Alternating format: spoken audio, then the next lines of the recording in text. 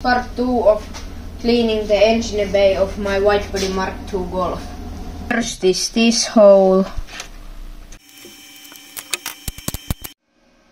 Next these 3 holes.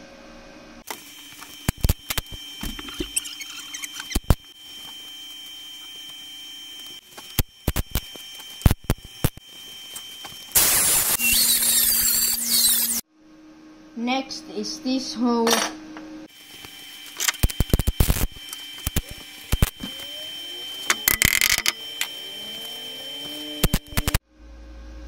Next I will try to fill these holes. I will put this metal piece on top of that.